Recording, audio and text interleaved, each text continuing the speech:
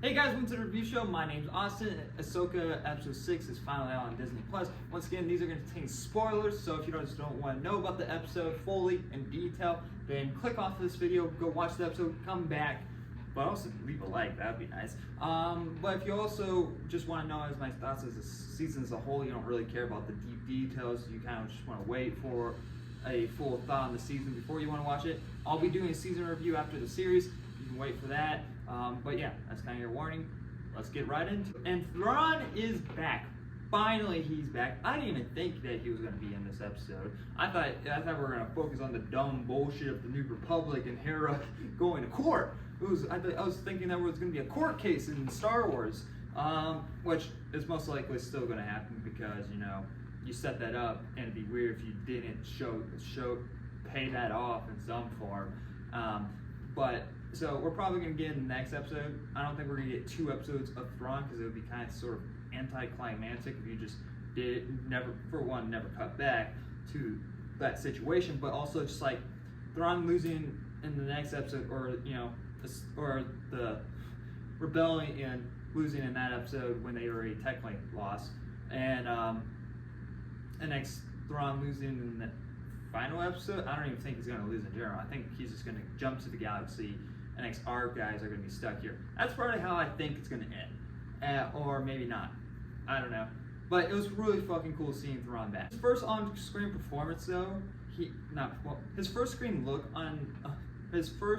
on screen though was a little off. I mean, he is putting on a little, weight, and I get Thrawn has been, stranded for like 10 years or so it makes sense. That wasn't really what's bothering me, but it was more of like the look on his face looked off. And now this is the actual actor that voiced Thrawn in the show, Mikkelsen, not Matt Mikkelsen, but his brother. I forget his name, but his first name at least. But he sounds like Thrawn's, of course, so it works perfectly. But they just don't actually do anything to his face. They kind of just left it on, like they just left his normal face. And I wish that they put some prosthetics on his face, to make him sort of look like Thrawn. I don't know. Disney has a problem when it comes to their live actions, transformation from cartoon into live actions. Like you saw it in the Book of Boba Fett with the Bounty Hunter. You saw it in Obi-Wan with the Grand Inquisitor and Ahsoka. See, a lot of people like young Ahsoka. I like her too. I liked her performance, but she does not look like Ahsoka. I'm sorry, especially when she aged up. She looked way too young to be in the Siege of Mandalore. And then now Thrawn, and he just kind of just looks like a normal human, and Thrawn is not supposed to look like a normal human. I mean, he's a little bit more built and has a more skinnier head, and he looks more closer to any human than any other alien, I guess, if you want to say that. But I don't know, it looked a little off at first, but as Thrawn, showed his dominance, as this like live action version of him showed dominance, I was like, okay, whatever, I don't care anymore. He's fucking cool. Like he's like, yeah, fuck you, Sabine. Here, take your lightsaber, take your weapons back, and go find Ezra. I don't care. And by the way, when they find Ezra, kill them both. It's like, that is perfect writing for Thrawn. I like that. I like that a lot. And honestly, please kill Sabine. I don't give a fuck about Sabine. I officially hate Sabine. Sabine is one of the worst fucking characters ever. Like, I don't like her. I simply don't. I hate her. I hate her character. I thought there was redemption, and maybe there's still some form of redemption for her character, but at this moment, I simply don't fucking like her character, and she really holds down this episode. But we'll talk a little bit more later. Well, actually, no. Since we're talking about her, this episode sort of starts with her in prison, and she's like, "Where is Thrawn? Not Thrawn. Where is Ezra? You said you were gonna. You said that you were gonna protect me and show me Ezra. He didn't. It's not like he has Ezra with him. Like, what the fuck is this childish like acting that's going on? Like And for one, yeah, he said he's going to protect you, but he didn't say he was going to treat you like a worthy, part of his team type of deal. Like, would you expect and she just constantly asking, where is Ezra? Where is Ezra? I'm like, they don't fucking know. That's why they're fucking here, because they're here trying to find Thrawn as well. She really gets on my nerves, and I find that to be really bad writing. And it makes no sense for her to act this way. It makes zero sense. And also, she also gave up the whole entire fucking galaxy to find one person. Oh, and we find out that there's Night Sisters on this planet, which is pretty cool. Which that's what they're called. I couldn't remember why. I couldn't remember what their species were called, but now I do. So yeah, they find that there's Night Sisters, and this kind of predicts why they can sort of see the outcomes, because they can sort of see the future. Like that's also shown later on that they know that Ahsoka is on her way. But yeah, so they also sense something from Sabine. Like they sense that there's that she's a Jedi, but I think that they're sensing more of Balin, of his goodness. I'm pretty sure that would be an interesting twist, and like he's using her as like the way to hide his essence of the good side of the Force. That would be kind of cool. But because they also sort of sense him later on as well, I think. But yeah, so they take her, throw her in prison, and she acts like she's playing fucking Monopoly. She's like, fuck, damn it! She just got out of prison to go back in prison. That's how she's acting, like she is playing Monopoly. So whatever, if you want to act like a child, go for it. And this is where like the actual review of Thrawn, of Thrawn on live action, where his Star Destroyer is like, I really like this shot where it's like it's aiming at this tower, and we slowly reveal the Star Destroyer coming over the tower. It's fucking cool shots. You see TIE fighters in the hangars. Hopefully now, when they know Ahsoka's on their way, and when there's gonna be some sort of battle, I'm assuming, that they use the fucking TIE fighters and not like an Obi-Wan Kenobi where they just sit there. It's like, oh well, we don't have any pilots. They're off duty. Like it's their day off. Let them be. It's totally fine. Please use the TIE fighters. You have them there. His new Stormtrooper Empire looks is pretty cool. Like it gives some Japanese vibe off to it, but especially with the gold. I'm curious if they're dead or alive. I think that they're probably dead soldiers. That'll be interesting. If they're alive soldiers, that's kind of disappointing.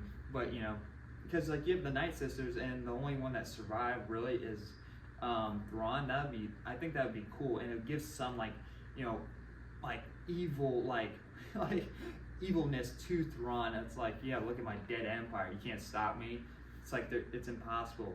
But yeah, Thrawn like this interaction between Thrawn and Sabine is pretty cool. Nothing cool about Sabine, but to Thrawn be like, fuck yeah, you want to go find Ezra? Go, here you go. Here's your lightsaber. Here's your guns. Yeah, go off, shoot. We'll even give you an animal. And she treats that animal horribly later. It's like, you abandoned me. It's like, it's a fucking animal. What do you fucking expect? She's literally a fucking child. She is literally a child. But yeah, and I like that. Thrawn's like, yeah, she finds him, kill them both. It's like killing two stones at once. It's brilliant. Thrawn is one of those characters who always thinks ahead, and he's always like playing chess in his own head. It's really cool. That's the best writing I've seen in Star Wars yet. Well, not yet, but like recently. You can see that on Balin's like face that he can't, like he's a man to his word, and he doesn't want to hurt her. So like I'm curious if he's gonna go against his word or whatever. But he's also there because he sensed some more power here on this planet. Even the Night Sisters are like, we gotta get the fuck out of here. There's something on this planet or something. So I'm curious where that's gonna go. What else is there to really talk about? I mean, Sabine fights these tribes, and somehow she's known. Somehow she just knows how to use the lightsaber now. After one good training, one training that, actually, people are going to use, well, no, she had multiple trainings. She trained with Ahsoka, between Rebels and Ahsoka, the show Ahsoka. I didn't see it. It didn't happen. And she had one training during the show with Ahsoka, and that was it. So she's just good at it now. She's really good, and she's bad at shooting. And somebody was pointing out, like, see how bad now she's at shooting, and she's now good at with the lightsaber. Like, that just shows something. I'm like, no, she just sucks. She's just awful at defending herself because she's either getting captured or, you know, letting herself get captured. But yeah, I fucking hate Ahsoka. Well, I hate Sabine. This for Ahsoka show, it's hardly any Ahsoka. Why is this not called Sabine's show? You could have made this a Sabine show. I don't give a fuck. I don't care about the Sabine show. Whatever. This is not Ahsoka's show. This is a Sabine show, or just call it Rebel Season 5. Sabine finds Ezra, and she's even more of a dick in not telling him, hey, I fucked up the galaxy, and we gotta go. She's like, yeah, we'll talk about it later. I just want to, you know, sit down, just chill with you. Hey, we gotta fucking go, Sabine. The fucking galaxy is at risk now because of you. We gotta get the fuck out. And I don't. It's just, I hate this writing, and I get it that it's written there for drama, and it's also probably written there for her character. Like, she knows that she fucked up, but it's like it's like you're trying to make us like her, and for her to force her saying Ezra later on, it's just gonna make us hate her even more. It's like, why did you not say this 2 or 1 episodes ago? Like, it's like, just say it's cool to see you, but we gotta go. That makes you likable, not wait to say it. That makes you even more unlikable, because then you're just giving them more time to get the fuck out of here, because they are trying to get out of here. It's like this, it's like as soon as they wait for Ahsoka and they kill all the space whales, they're gonna fucking leave. So there's no, like, I don't get her mindset. It doesn't make any sense. But yeah, it's cool to see Ezra, I guess.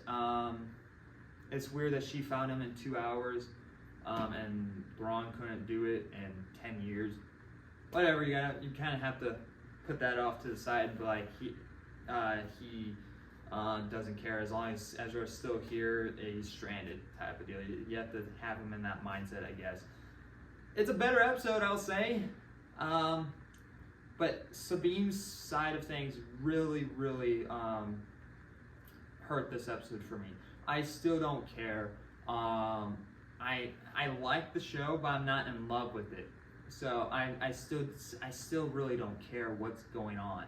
And yeah, it's really hard for me, because I know a lot of people are enjoying the show, and they they don't like me at the moment. That's just, we'll say for that.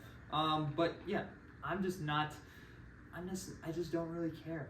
I honestly really don't. And after the first 2 episodes, I thought, like, oh yeah, you can watch this without Rebels. No, clearly you fucking do need to watch Rebels to understand this show, and that's fucking bullshit. Like, I watched the first 2 seasons of Rebels. I've seen a couple of episodes of season 3 and 4, but I know the gist of the whole entire show and the backstories. But it's like, why the fuck? If you're gonna set up things in this show, this show should have been contained, and it shouldn't have been like a continuation of Rebels. It's like, you're telling me I have to go watch that show to understand this show? That's just dumb and bullshit. I hate that. Even when it comes to movies, like, you have to watch this show to understand the movie, which we're gonna get with Dave Filoni's movie. So Star Wars is in a weird place, but yeah, Star Wars isn't really. People are saying Star Wars is back. Yeah, not really for me. Not until Thrawn kills all the New Republics, because it's fucking dumb. I hate the New Republic. The Thrawn's return is gonna be a whimper. It's gonna have to be, or it's like with Leia's resistance is only the only ones that fight him, because you can't have the New Republic fight him, because then they would be smart about knowing the First Order's rise. But no, you can't have that. You got to make the New Republic stupid for the rise of the First Order. But, you know, yeah. the fucking sequels really fucked up the Star Wars. Says no, it isn't. It's just yeah. No, I'm gonna give Ahsoka Episode 6 a B minus. I liked it. I did like it a lot, but I don't love it. And this is kind of where I've been in the between of all the episodes. It's either been a C plus, B minus. I'm just stuck in the middle of being like, yeah, it's okay. It's nothing good, really good to me. And it's just, I don't know. But yeah, hopefully you guys enjoyed the episode. Let me know what you guys' thoughts in the comment section below. Hopefully this show can really make me like fall in love by the end. But I feel like I'm gonna be stuck in the middle of this battle of like it's just being okay. But well, I don't know. We'll see and find out. But anyway, guys, thank you for watching. Like always, I'll see you guys in the next review. Bye, guys.